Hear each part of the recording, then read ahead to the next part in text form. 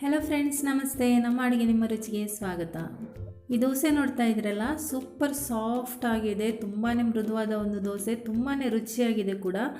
ನೀರು ದೋಸೆ ಥರನೇ ತುಂಬ ಚೆನ್ನಾಗಿದೆ. ಬನ್ನಿ ಈಗ ಇದನ್ನು ಮಾಡುವ ವಿಧಾನ ನೋಡೋಣ. ಆದರೆ ಅದಕ್ಕಿಂತ ಮುಂಚೆ ನೀವಿನ್ನು ನಮ್ಮ ಚಾನಲ್ಗೆ ಸಬ್ಸ್ಕ್ರೈಬ್ ಆಗಲಿಲ್ಲ ಅಂದರೆ ದಯವಿಟ್ಟು ಸಬ್ಸ್ಕ್ರೈಬ್ ಮಾಡ್ಕೊಳ್ಳಿ. ಪಕ್ಕದಲ್ಲಿರೋ ನೋಟಿಫಿಕೇಷನ್ ಬೆಲ್ ಕೂಡ ಕ್ಲಿಕ್ ಮಾಡ್ಕೊಳ್ಳಿ. ಇದರಿಂದ ಹೊಸ ವಿಡಿಯೋ ಹಾಕಿದ ತಕ್ಷಣ ನಿಮಗೆ ಗೊತ್ತಾಗುತ್ತೆ. ಈ ದೋಸೆಯನ್ನು ನಾವು ತುಂಬ ದಿಢೀರಾಗಿ ಮಾಡ್ಕೊಳ್ಬೋದು. ಯಾವಾಗ ದೋಸೆ ತಿನ್ನಬೇಕು ಅಂತ ಅನಿಸುತ್ತೆ ತಕ್ಷಣ ಇದನ್ನು ಮಾಡ್ಕೊಳ್ಬೋದು. ಈಗ ಮೊದಲಿಗೆ ನಾನು 1 ಲೋಟ ಅಕ್ಕಿ ಹಿಟ್ಟನ್ನು ಮಿಕ್ಸಿ ಜಾರಿಗೆ ಹಾಕ್ಕೊಳ್ತಾ ಇದ್ದೀನಿ. ನೋಡಿ, ಈ ಲೋಟದಲ್ಲಿ ನಾನು ಹಾಕ್ತಾ ಇರೋದು ನೋಡ್ಕೊಳ್ಳಿ. ಇದೇ ಲೋಟದಲ್ಲಿ ಇನ್ನು ಬೇರೆ ಕೂಡ ಅಳತೆ ಮಾಡೋಣ. ನಂತರ ಇದಕ್ಕೆ ರವೆ ತಗೊಳ್ತಾ ಇದ್ದೀನಿ. ರವೆ ಸಣ್ಣ ರವೆ ಅಥವಾ ದಪ್ಪ ರವೆ ಯಾವುದು ಕೂಡ ಆಗುತ್ತೆ. ಇಲ್ಲಿ ರವೆ ಕೂಡ 1 ಕಪ್ಪಷ್ಟು ಹಾಕ್ಕೊಳ್ತಾ ಇದ್ದೀನಿ. 2 ರವೆ ಇಲ್ಲ ಅಂದರೆ ತುಂಬ ದಪ್ಪ ರವೆ ಬರುತ್ತೆ, ಅಂದರೆ ಸಜ್ಜಿಗೆ ಅಂತ ಹೇಳ್ತೀವಿ, ಅದು ಕೂಡ ಯೂಸ್ ಮಾಡ್ಕೊಳ್ಬೋದು. ಈಗ ನಾನು ಇದಕ್ಕೆ ರುಚಿಗೆ ತಕ್ಕಷ್ಟು ಉಪ್ಪು ಕೂಡ ಹಾಕ್ಕೊಳ್ತಾ ಇದ್ದೀನಿ. ಆಮೇಲೆ ನೀರು ಹಾಕಬೇಕು. ನಾನಿಲ್ಲಿ ಮೊದಲು ನೋಡಿಕೊಂಡು ಹಾಕ್ತಾ ಇದ್ದೀನಿ. ಸ್ವಲ್ಪನೇ ಅಳತೆ ಗೊತ್ತಿಲ್ಲ, ಅದಕ್ಕೆ ಕರೆಕ್ಟಾಗಿ ನೋಡಿಕೊಂಡು ಹಾಕ್ತಾ ಇದ್ದೀನಿ. ಫಸ್ಟ್ 1 ಗ್ಲಾಸು, ಆಮೇಲೆ 1.5 ಗ್ಲಾಸಷ್ಟು ನೀರು ಹಾಕಿದ್ದೀನಿ ನಾನು. ನೀವು ಮಾಡ್ಕೊಳ್ಳುವಾಗ, ಅಂದರೆ ನಾನಿದು ಫಸ್ಟ್ ಟೈಮ್ ಮಾಡಿರೋದ್ರಿಂದ ಟ್ರಯಲ್ ಅಂತ ಮಾಡಿದ್ದೆ, ಚೆನ್ನಾಗಿ ಬಂದಿತ್ತು, ಅದಕ್ಕೋಸ್ಕರ ಈ ರೆಸಿಪಿ ನಿಮಗೆ ಹಾಕ್ತಾ ಇದ್ದೀನಿ. ಈಗ ಇದನ್ನೊಮ್ಮೆ ಗ್ರೈಂಡ್ ಮಾಡ್ಕೊಂಡು ಬರ್ತೀನಿ. ಗ್ರೈಂಡ್ ಆಗಿದೆ ನೋಡಿ, ಇಷ್ಟು ನುಣ್ಣಗಾಗಿದೆ. ಆದರೆ ಸ್ವಲ್ಪ ಇನ್ನೂ ಕೂಡ ನೀರು ಹಾಕ್ಕೊಂಡು ನಾನು ಸ್ವಲ್ಪ ಗ್ರೈಂಡ್ ಮಾಡ್ಕೊಳ್ತೀನಿ. ಒಂದು ಅರ್ಧ ಗ್ಲಾಸ್ನಷ್ಟು ಹಾಕ್ತಾ ಇದ್ದೀನಿ. ನೀವು ನೀರು ಹಾಕುವಾಗ ಒಮ್ಮೆಲೆ 2ರಿಂದ 2.5 ಗ್ಲಾಸ್ನಷ್ಟು ನೀರು ಹಾಕ್ಕೊಂಡು ಗ್ರೈಂಡ್ ಮಾಡ್ಕೊಳ್ಳಿ. ಯಾಕೆಂದರೆ ಗ್ರೈಂಡ್ ಮಾಡ್ತಾ ಇದ್ದಾಗೆ ಗಟ್ಟಿಯಾಗುತ್ತೆ ಅದು, ಅದಕ್ಕೋಸ್ಕರ 2ರಿಂದ 2.5 ಗ್ಲಾಸ್ನಷ್ಟು ನೀರು ಹಾಕ್ಕೊಂಡು ಫಸ್ಟ್ ಟೈಮೇ ನೀವು ಗ್ರೈಂಡ್ ಮಾಡ್ಕೊಳ್ಬೋದು. ಈಗ ಇದನ್ನು ಒಂದು ಪಾತ್ರೆಗೆ ಹಾಕಿ ಮಿಕ್ಸ್ ಮಾಡ್ಕೊಳ್ತಾ ಇದ್ದೀನಿ.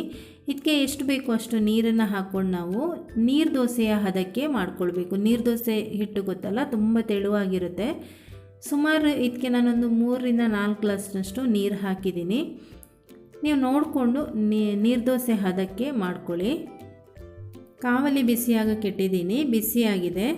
ಮೊದಲು ಇದಕ್ಕೆ ಎಣ್ಣೆ ಸವರ್ಬಿಟ್ಟು ಆಮೇಲೆ ಮಾಮೂಲಿ ನೀರು ದೋಸೆ ಯಾವ ರೀತಿ ಹಾಕ್ತೀವಿ ಅದೇ ರೀತಿ ದೋಸೆಯನ್ನು ಹಾಕ್ಕೊಳ್ಬೇಕು. ನೀವೇನಾದರೂ ನಾನ್ ಸ್ಟಿಕ್ ತವಾದಲ್ಲಿ ಮಾಡೋದಾದರೆ ಅದೇ ರೀತಿ ಮಾಡ್ಕೊಳ್ಳಿ. ದೋಸೆ ಮಾಡ್ತಾ ಇದ್ದಂಗೆ ಹಿಟ್ಟು ಇನ್ನೂ ಕೂಡ ಗಟ್ಟಿ ಆಗ್ತಾಯಿದ್ರೆ ಮಧ್ಯದಲ್ಲಿ ನೀರು ಸೇರಿಸ್ಕೊಂಡು ತೆಳು ಮಾಡ್ಕೊಳ್ಬೋದು. ನೋಡಿ, ಜಾಸ್ತಿ ಟೈಮ್ ಏನು ತಗೊಳ್ಳಲ್ಲ. ಯಾವ ರೀತಿ ನೀರು ದೋಸೆ ಮಾಡ್ತೀವಿ ಅದೇ ಥರ ನೀವು ಏನು ಕೂಡ ಇದಕ್ಕೆ ಟೈಮು ಸ್ಪೆಂಡ್ ಮಾಡಬೇಕು ಏನೂ ಇಲ್ಲ, ಅದೇ ಥರ ಮಾಡಿದರೆ ಆಯಿತು.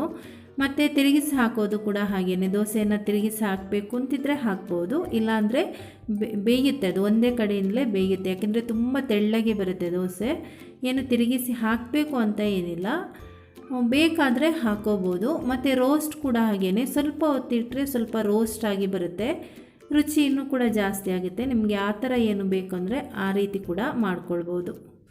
ಏನು ಕಟ್ಟಾಗೋದು ಏನೂ ಇಲ್ಲ, ತುಂಬ ಚೆನ್ನಾಗಿ ಬರುತ್ತೆ ದೋಸೆ, ರುಚಿ ಕೂಡ ತುಂಬ ಚೆನ್ನಾಗಿರುತ್ತೆ. ಈಗ ನೀರು ದೋಸೆ ಮಾಡಬೇಕಾದ್ರೆ ನಾವು ಅಕ್ಕಿನ ಒಂದು ಮಿನಿಮಮ್ ಅಂದರೆ 4 ಗಂಟೆನಾದರೂ ನೀರಿನಲ್ಲಿ ನೆನೆ ಹಾಕಬೇಕಾಗುತ್ತೆ. ಇದು ದಿಢೀರ್ ಅಂತ ನಾವು ಮಾಡ್ಕೊಳ್ಬೋದು. ಮತ್ತು ರವೆಯಿಂದ ಏನು ಕೂಡ ತೊಂದರೆ ಇಲ್ಲ. ನಾವು ದಪ್ಪ ರವೆ ಕೂಡ ಹಾಕ್ಕೊಂಡ್ರೆ ಅದು ಕೂಡ ಆರೋಗ್ಯಕ್ಕೆ ಒಳ್ಳೆಯದೇನೆ. ನೋಡಿ, ಈಗ ದೋಸೆ ರೆಡಿ ಆಗಿದೆ. ನಿಮಗೆ ಅದರ ಒಂದು ಮೃದು ಎಷ್ಟು ಚೆನ್ನಾಗಿದೆ ಅಂತ, ಸಾಫ್ಟಾಗಿ ತೆಳುವಾಗಿ ಬಂದಿದೆಯಲ್ವ, ಅದನ್ನು ಕೂಡ ಇಲ್ಲಿ ತೋರಿಸ್ತಾ ಇದ್ದೀನಿ. ಸಾಂಬಾರು ಚಟ್ನಿ ಯಾವುದ್ರ ಜೊತೆ ಕೂಡ ತುಂಬಾ ಚೆನ್ನಾಗಿರುತ್ತೆ. ನಾವಿದನ್ನು ಸಾಂಬಾರು ಜೊತೆ ತಿಂದು ನೋಡಿದ್ದು. ಸಾಂಬಾರು ಅಂದರೆ ನಾವು ತರಕಾರಿ ಎಲ್ಲ ಹಾಕಿ ಮಾಡ್ತಿರುವಲ್ವ ಪದಾರ್ಥ, ಅದರ ಜೊತೆ ತಿಂದು ನೋಡಿದ್ದು, ತುಂಬಾ ಸೂಪರಾಗಿತ್ತು. ಓಕೆ ಫ್ರೆಂಡ್ಸ್, ನೀವು ಕೂಡ ಖಂಡಿತ ಇದನ್ನು ಒಂದು ಸರ್ತಿ ಟ್ರೈ ಮಾಡಿ ನೋಡಿ. ಒಂದು ಸರ್ತಿ ಮಾಡಿದರೆ ಖಂಡಿತ ನೀವು ಪದೇ ಮಾಡ್ತೀರಾ, ಅಷ್ಟು ರುಚಿಯಾಗಿದೆ. ಹಾಗಾದರೆ ಈ ವಿಡಿಯೋ ನಿಮಗೆ ಇಷ್ಟ ಆಗಿದೆ ಅಂತ ಅಂದ್ಕೊಂಡಿದ್ದೀನಿ. ಹಾಗಾದರೆ ಒಂದು ಲೈಕ್ ಮಾಡಿ, ಶೇರ್ ಮಾಡಿ, ಹಾಗೆಯೇ ಹೇಗಿತ್ತು ಅನ್ನೋದನ್ನು ಕಮೆಂಟ್ ಮಾಡಿ ತಿಳಿಸಿ. Thank you.